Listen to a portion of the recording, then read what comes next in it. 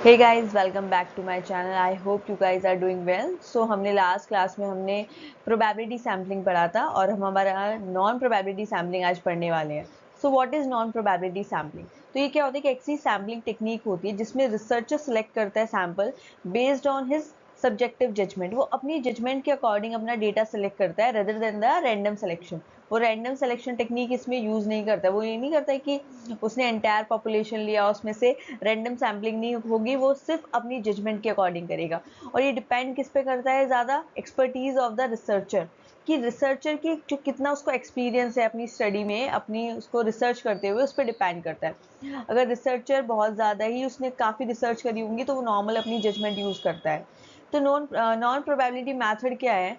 which is not all the population member have equal chance of being participating in study as probability sampling। probability sampling में क्या होता था? Whole population को equal chance मिलता था select होने का, ठीक है ना, क्योंकि रैंडमली हम किसी भी एक डेटा को सेलेक्ट कर लेते थे। मगर नॉन प्रोबेबिलिटी में ऐसा नहीं होता है। ये प्योरली डिपेंड करता है हमारे रिसर्चर के ऊपर। उसके अकॉर्डिंग वो जिसको जजमेंट करेगा, उसको ये चूज करना है तो वो उसकी मर्जी, उसको ये करना है तो वो उसकी मर्जी। जो उसको सुटेबल डेटा लगता है वो उसको सेलेक्ट कर लेता है।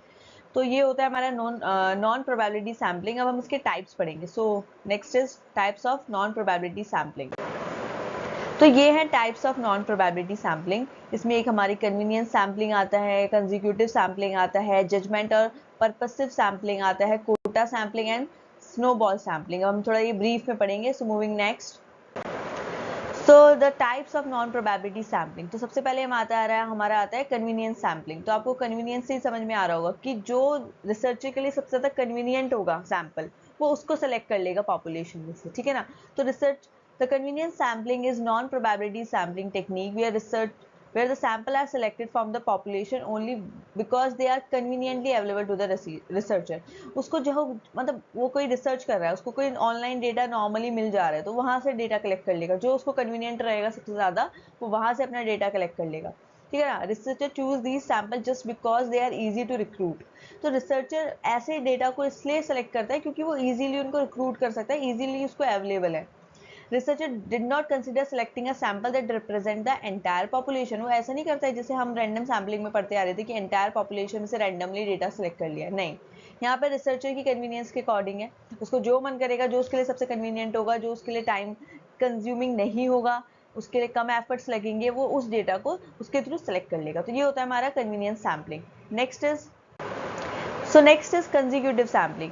ये क्या है? हमारा कन्वीनियंस सैम्पलिंग के जैसा ही सिमिलर है, बस उसमें थोड़े स्लाइट वेरिएशंस आते हैं। जैसे कि researcher picks a single person और a group of sample. Researcher क्या करता है? एक पर्सन को पकड़ लेगा या तो, ठीक है ना, या फिर उसने ग्रुप ऑफ सैंपल ले रखा होगा। वो क्या करेगा? इनके ऊपर ही रिसर्च करता रहेगा over a period of time, ठीक है ना। एनालाइज करेगा इनके रिजल्ट को and then move on to another subject और ग्रुप इफ नीडेड। वो तभी दूसरे ग्रुप पे शिफ्ट करेगा अगर उसको जरूरत पड़ेगी, वरना वो इन्हीं से ही डेटा कलेक्ट कर लेगा अपना, ठीक है। Consecutive sampling technique gives the researcher a chance to work with many topics. क्या करता है? रिसर्चर ना बहुत सारे टॉपिक पे काम कर सकता है क्योंकि कंसेक्यूटिव है। जिसने एक बंदा पकड़ लिया कोई टॉपिक, इस पे इसको कंज्यूमर प्रेफरेंसेस जानना था, तो एक तो उसका ये चल ही रहा है, उसको मार्केट रिसर्च करनी है।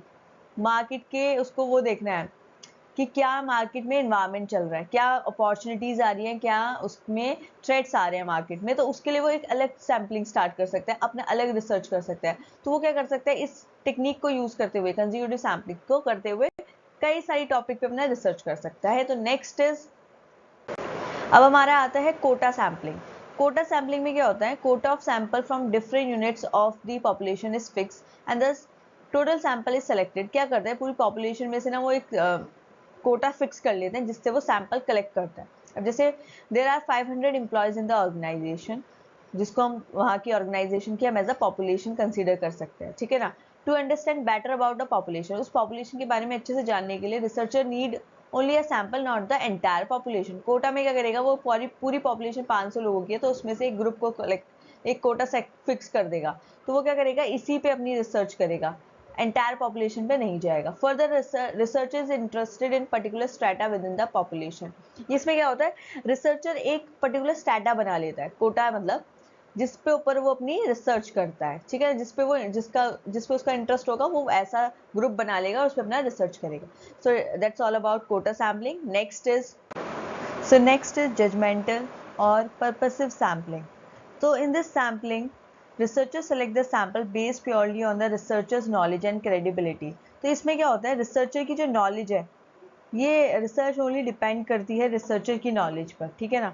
रिसर्चर अपनी नॉलेज के अकॉर्डिंग अपना डेटा सेलेक्ट करता है। In other word, researchers choose only those people who they deem to fit in the research study. वो क्या करते हैं, उसको जो इंसान सही लग रहे होते हैं, जो उसको लगता है उसकी स्टडी के लिए फिट होंगे, वो उन्हीं पार्टिसिपेंट्स को क्या करता है, अपनी स्टडी के लिए सेलेक्ट करता है।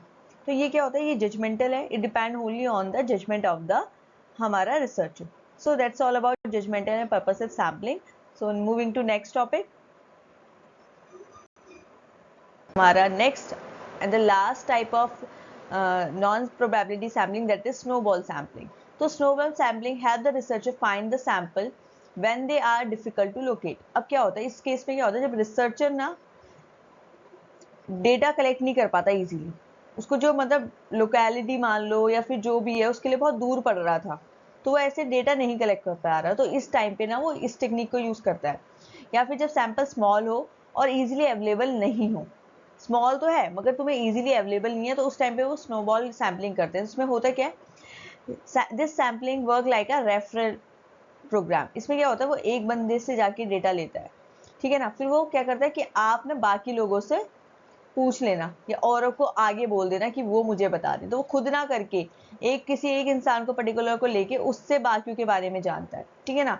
Once the researcher find a suitable subject, किसी को उसे कोई एक सुटेबल सब्जेक्ट मिल गया, मान लो उसको ये मिल गया, एक राम है वो अपनी रिसर्च कर रहा है और उसको सीता मिल गई, तो उसने क्या किया, उसने इसको एक सुटेबल सब्जेक्ट मिल गया, इसने इससे असिस्टेंट लेके जो उसके जैसे और सिमिलर सब्जेक्ट से उससे बोला कि तुम उनसे डेटा कलेक्ट करके मुझे बताओ, और ऐसे अपना वो एक गुड सैंपल बना लेता है।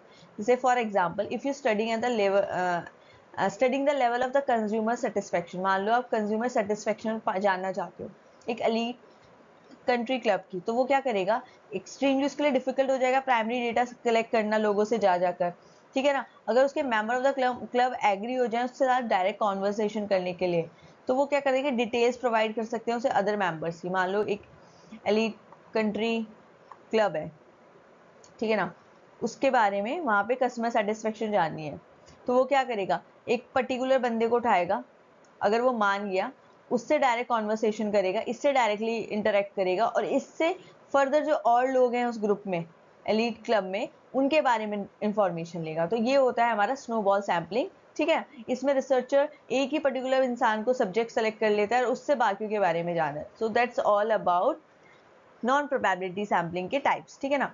तो अब हम नेक्स्ट टॉपिक के साथ कल न्यू क्लास स्टार्ट करेंगे। So I hope you guys like this video, so please like share and subscribe my channel. Bye bye, tata, see you soon.